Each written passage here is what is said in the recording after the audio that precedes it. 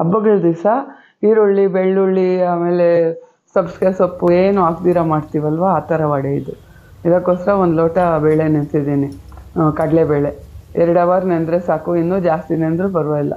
ಇದಕ್ಕೆ ಶುಂಠಿ ಹಸಿಮೆಣ್ಸಿನ್ಕಾಯಿ ಎಷ್ಟು ಬೇಕೋ ತಗೋಬೇಕು. ಇದನ್ನೆಲ್ಲ ಜಾರ್ಗೆ ಹಾಕ್ಕೊಂಡ್ಬಿಟ್ಟು 2 ಸರಿ ಹಾಕ್ತೀನಿ ನಾನು. ಈ ಖಾರ ಎಲ್ಲ ಒಂದು ಸರಿಗೆ ಹಾಕ್ಕೊಂಡ್ಬಿಡ್ಬೇಕು.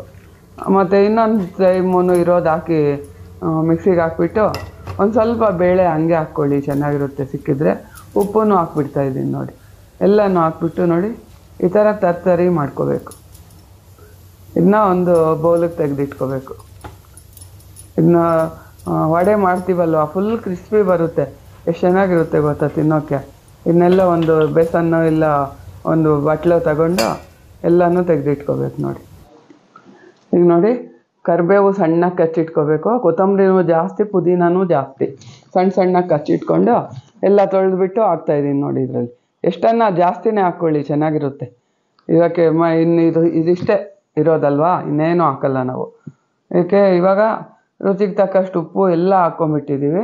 ಒಂದು ಮೆಣಸಿನ್ಕಾಯಿ ಹಂಗಂಗೆ ಇತ್ತು, ಅದನ್ನ ನಾನು ತೆಗೆದು ಪಕ್ಕಕ್ಕೆ ಇಡ್ತಾಯಿದ್ದೀನಿ. ಫಸ್ಟೇ ಮೆಣಸಿನ್ಕಾಯಿ ಕೆಳಗೆ ಹಾಕಿ ಒಂದು ಸರಿ ಡುರ್ ಅನ್ಸ್ಬಿಟ್ಟು ಆಮೇಲೆ ಬೇಳೆ ಹಾಕ್ಕೋಬೇಕು ನೋಡಿ, ಆವಾಗ ಫುಲ್ ಮೆತ್ತಗಾಗೋಗುತ್ತೆ. ಇದನ್ನ ಚೆನ್ನಾಗಿ ಕಲಿಸ್ಕೋಬೇಕು. ಕಲಿಸ್ಕೊಂಡು ನಮ್ಗೆ ಯಾವ ಸೈಜ್ ಬೇಕೋ ಉಂಡೆಗಳು ಮಾಡಿ ಎಣ್ಣೆ ಕಾಯೋಕೆ ಇಟ್ಟಿದ್ದೀನಿ ನೋಡಿ. ಇದು ಅಷ್ಟೇ, ಒಂದು ಕೈಯಲ್ಲೂ ತೊಟ್ಕೋಬೋದು. ನಾನು ಈ ಕೈಯಲ್ಲಿ ತೊಟ್ಟಿ ಹಂಗೆ ಹಾಕ್ತಾಯಿದ್ದೀನಿ. ನಾನು ಒಂದು ಕೈಯಲ್ಲೂ ತೊಟ್ಟು ಹಾಕ್ಲಿಕ್ಕೆ ಬರುತ್ತೆ, ಹೊಸ್ದಾಗಿ ಮಾಡೋರಿಗೆ ಗೊತ್ತಾಗುತ್ತೆ ಅಂತ ತೋರಿಸ್ತಾ ಇರೋದು. ಇಲ್ಲಿ ನೋಡಿ ಈ ಥರ ಎಣ್ಣೆಯಲ್ಲಿ ನಿಧಾನಕ್ಕೆ ಬಿಟ್ಕೊಳ್ಳಿ, ಕೈಗೆ ಎಗರ್ಬಿಡುತ್ತೆ. ಸೋಡಾ ಏನೂ ಬೇಡ, ಹಂಗೇ ಫುಲ್ಲು ಚೆನ್ನಾಗಿರುತ್ತೆ. ಈ ಹೋಟ್ಲಲ್ಲಿ ತಗೊಂಡ್ರೆ ಒಳಗೆ ಗಟ್ಟಿ ಇರುತ್ತಲ್ಲ, ಆ ಥರ ಇರಲ್ಲ. ಈ ಥರ ಮಾಡಿ ನೋಡಿ, ನಿಮಗೆ ಗೊತ್ತಾಗುತ್ತೆ.